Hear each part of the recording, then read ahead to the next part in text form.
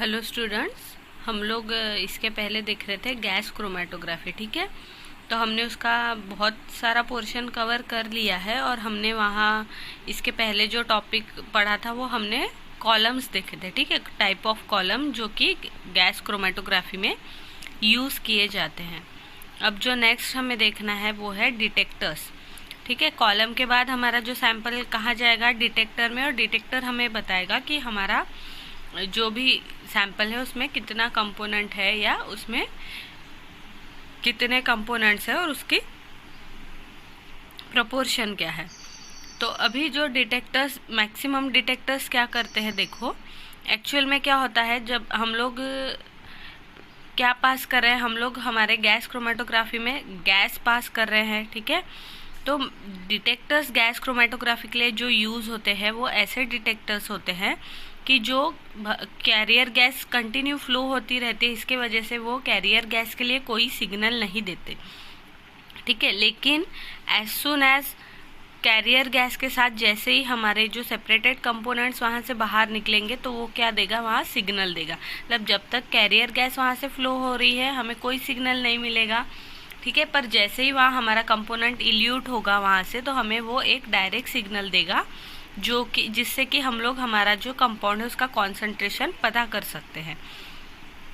और कुछ कुछ ऐसे भी डिटेक्टर्स हैं जो कि प्रोपोर्शन के साथ साथ हमारा जो सैंपल या हमारे जो सैंपल में जो कंपोनेंट अलग हुआ है उसका अमाउंट भी बताते हैं। तो ऐसे अलग अलग डिटेक्टर्स हमारे गैस क्रोमेटोग्राफी में यूज़ होता है। सिंपली डिटेक्टर्स कैसे वर्क करते हैं, क्या होता है, देखो मैंने क्या बताया अभी, क्या होता है, हमारा जो गैस है वो वहाँ से कंटिन्यू फ्लो होता रहेगा। तो डिटेक्टर्स ऐसे बने होते हैं कि वो गैस के लिए वहाँ कोई भी सिग्नल या वैल्यू नहीं बताते, लेकिन जैसे ही वहाँ से हमारा जो कंपोनेंट्स है वो पास होगा तो वो क्या करेगा, उसका कॉन्सेंट्रेशन या उसके प्रपोर्शन के हिसाब से या अमाउंट के हिसाब से हमें वहाँ डिटेक्टर में सिग्नल मिलेंगे और हम लोग क्या कर सकते हैं, हमारे सैंपल में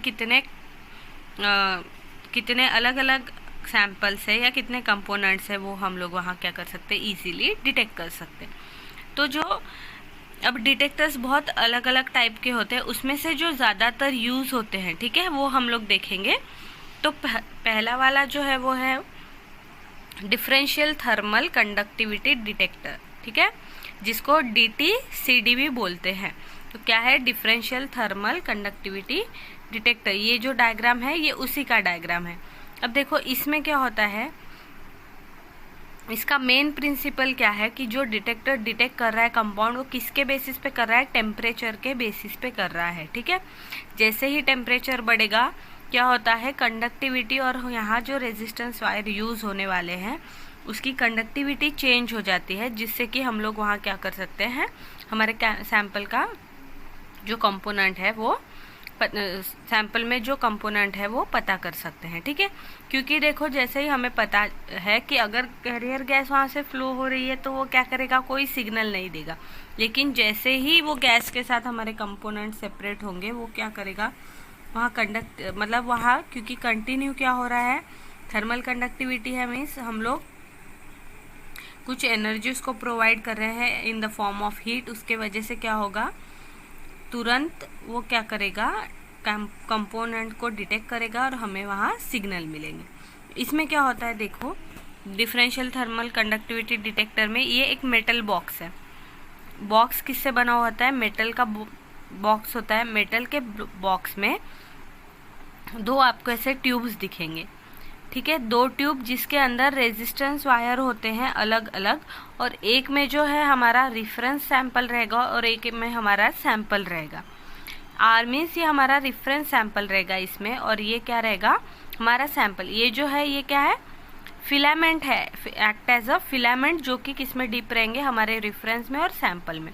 अब ये रिफरेंस और सैंपल के थ्रू एक ऐसे पाइप जाएगा जिससे कि क्या फ्लो होते रहेगा, कंटिन्यू कैरियर गैस फ्लो होते रहेगी इन वन डायरेक्शन।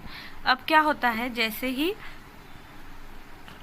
रिफरेंस और सैंपल के थ्रू हमारी गैस फ्लो होते रहेगी, क्योंकि कैरियर गैस है वो कुछ डिटेक्ट नहीं करेगा। और ये रेफरेंस है और ये सैंपल है, लेकिन जैसे ही सैंपल में कंपोनेंट इसके साथ इंटरैक्ट होंगे वो यहाँ चेंजेस होगा, उसके वजह से ये फिलामेंट क्या करेगा, जैसे कि ये फिलामेंट जो है ये देखो लीड्स टू व्हीटस्टोन ब्रिज। ये जो है ये क्या है हमारा व्हीटस्टोन ब्रिज, मीन्स सिंपली एक ऐसा सर्किट है जिसके वजह से वहाँ क्या होगा, सिग्नल पास होंगे। तो हमारी ये जो फिलामेंट है वो किसको कनेक्ट होते हैं, व्हीटस्टोन ब्रिज को कनेक्ट होते हैं, जो कि जैसे ही कैरियर गैस पास होगा और अगर हमारे सैंपल में कुछ कंपोनेंट्स है जो कि सेपरेट हुए हैं तो वो क्या करेगा, यहाँ से सिग्नल पास करेगा। तो ये जो सिग्नल है ये कहाँ जाके रिकॉर्ड हो जाएगा, मतलब वो व्हीटस्टोन ब्रिज में सिग्नल देगा, जिसके वजह से वो जो ब्रिज है अनबैलेंस होके वो रिकॉर्डर वहाँ क्या कर लेगा, आपका जो मतलब जो वैल्यू है वो रिकॉर्ड करेगा। और इस टाइप से हम इसके थ्रू क्या कर सकते हैं, हमारा मतलब हमारे जो सैंपल के कंपोनेंट है वो डिटेक्ट कर सकते हैं। ठीक है।